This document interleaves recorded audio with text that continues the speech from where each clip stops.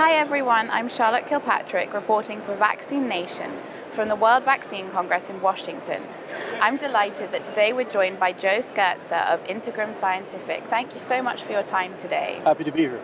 So we met at our Congress last year in Washington. Yes.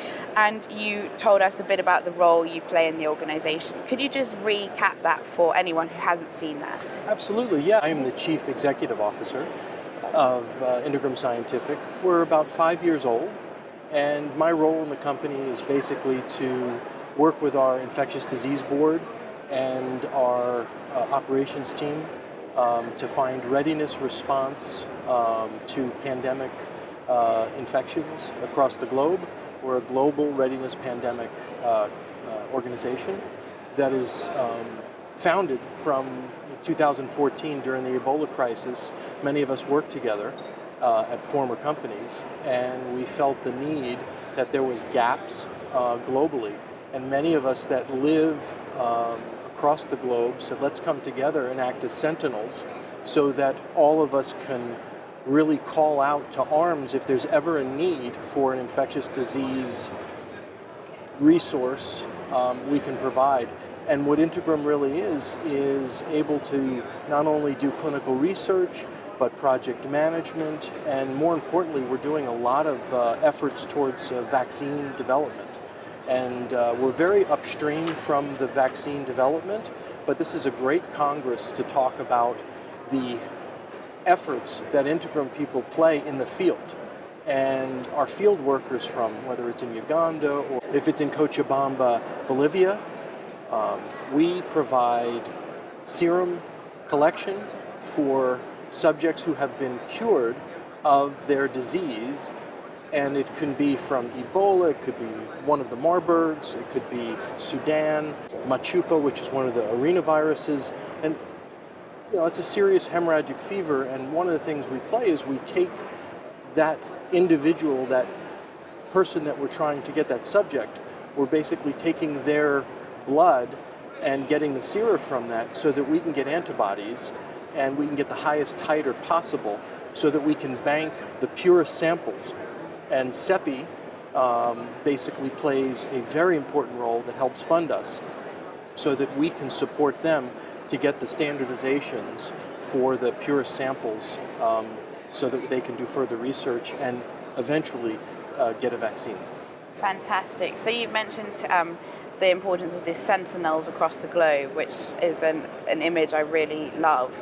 And you've spoken about collecting these samples from people who've been affected by the diseases. How easy is it, or are there challenges to connecting with these people, engaging them in your mission, and then doing the job?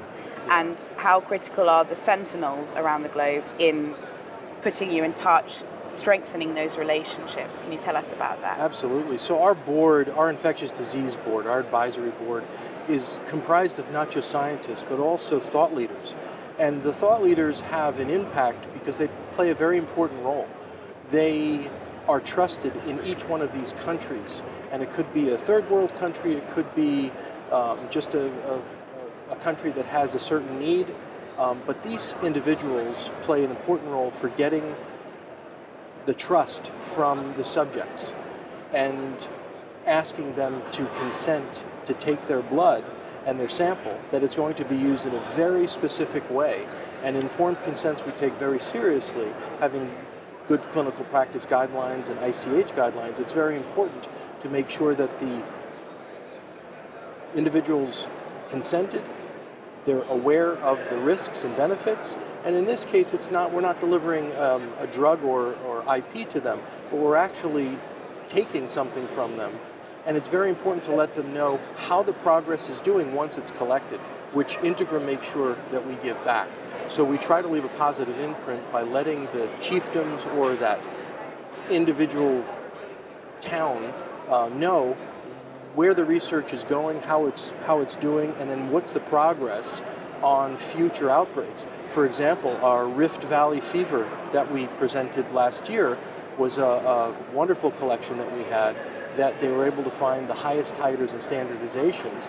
And since that, we've started a new project with CEPI and we are project managing the Larissa project, which is stationed in Uganda as well as Kenya in the infected areas. So we're very excited about that. It's a 3-year program that is now in phase 2, and we're very excited about that. That's really exciting. So, progress in these trials, and I was going to say trials and tribulations, but it's not a tribulation, to get sort of results from the samples you're getting. How quick is that, and how easy is it to update your sort of participants on how things are going and say, look, this is what you've contributed to, this is what the outcome's going to be?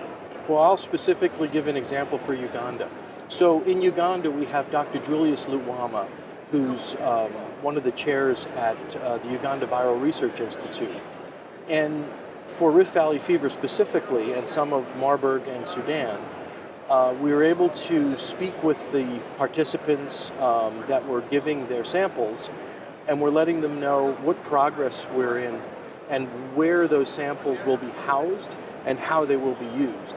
And a lot of the difficulty is actually getting up in those regions. They're very remote regions, getting the paperwork together, which is really difficult. You have to make sure you have every single approval from the Ministry of Health, from material transport, to make sure that the ethics are held at a very high standard so that the samples can be controlled, make sure there's no hot samples, they're made sure that they're inert and that they can transfer globally to the different -80 freezers where they're going to be housed to be used for the vaccine development.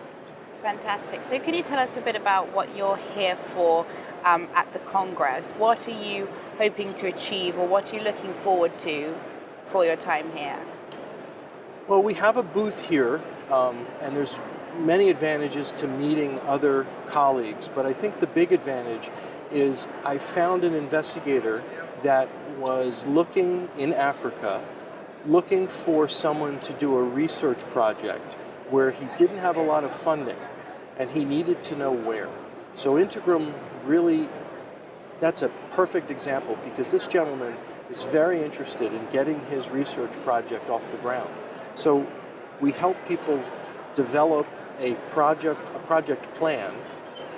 We put them in touch with people like our infectious disease board, and then we work with other CROs, other individuals and organizations such as ours, so that we can get the science propelled into actually a program.